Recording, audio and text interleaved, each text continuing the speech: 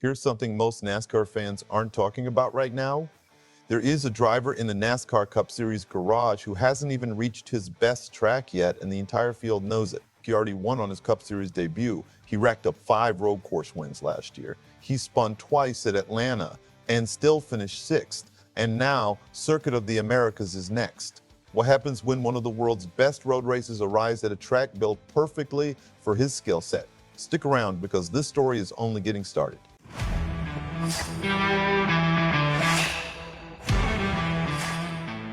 And before we dive in, if you're a true NASCAR fan, hit that like button and subscribe to NASCAR Nation News. We're chasing our next subscriber milestone, and this channel is all about real talk from fans who live and breathe the sport every week. Now let's get into it. Shane van Gisbergen, SVG, the man from New Zealand who spent years mastering some of the most technical road racing circuits on the planet.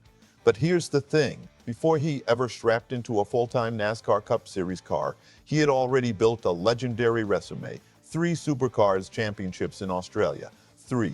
He was the driver everyone feared when the green flag dropped. His car control was elite. His ability to push a race car right to the edge without crossing the line was something few drivers could match.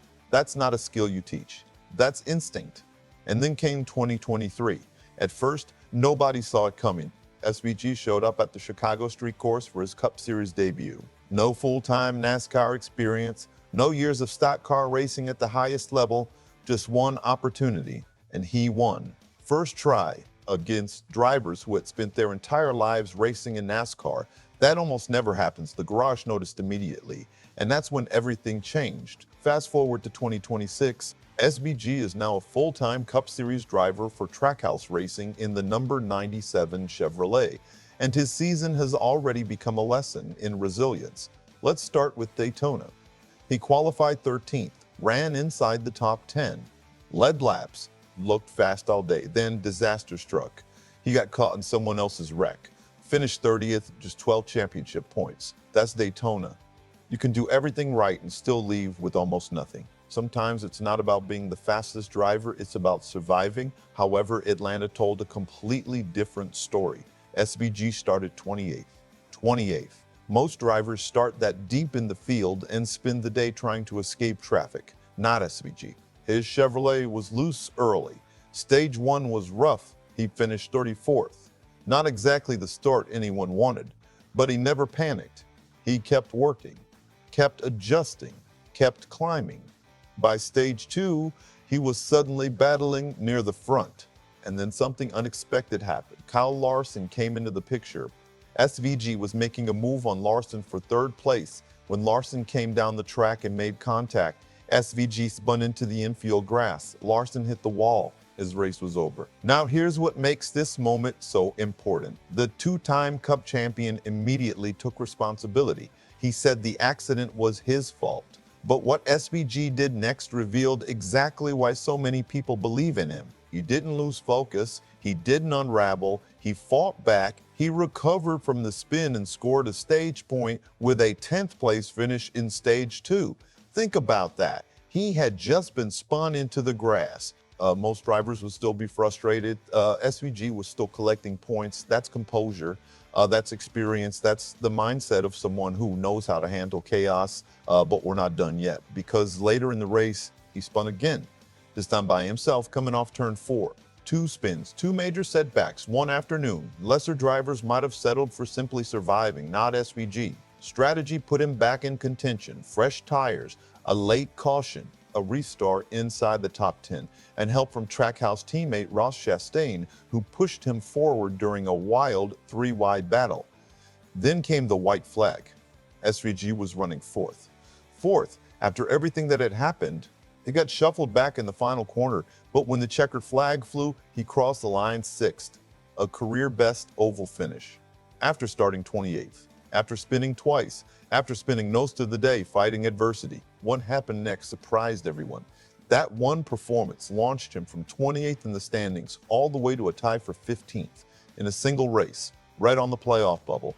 And in NASCAR's reconfigured 2026 championship format, where the top 16 drivers advance into the chase after race 26, that bubble matters a lot. Show Standon's graphic. After the race, SVG summed it up perfectly. It's just points accumulation this year. We just need to be scoring points each week.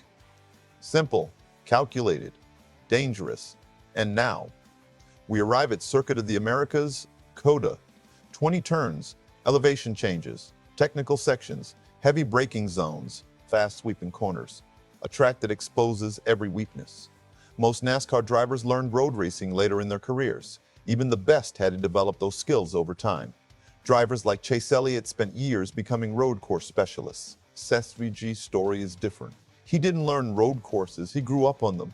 This is where he comes alive. When he arrives at COTA, he's not adapting, he's not learning, he's not searching for speed. He's stepping into his natural environment. Every braking zone, every technical corner, every split-second decision under pressure. This is the style of racing that built his career. And Trackhouse Racing knows it. They're not simply hoping for a strong finish. They're preparing to unleash him. And the rest of the garage? They know it too, because being the favorite changes everything. Strategy changes. Competitors race differently. Aggressive drivers think twice. Everyone understands what's coming. Because SVG isn't just capable of putting together one fast lap, he's capable of delivering speed for an entire race, lap after lap, run after run, tire race, tire management, braking precision, racecraft, composure. That's his specialty. 5 road course wins in 2025, a Cup Series victory in his debut at Chicago, and now valuable oval points already banked after Atlanta.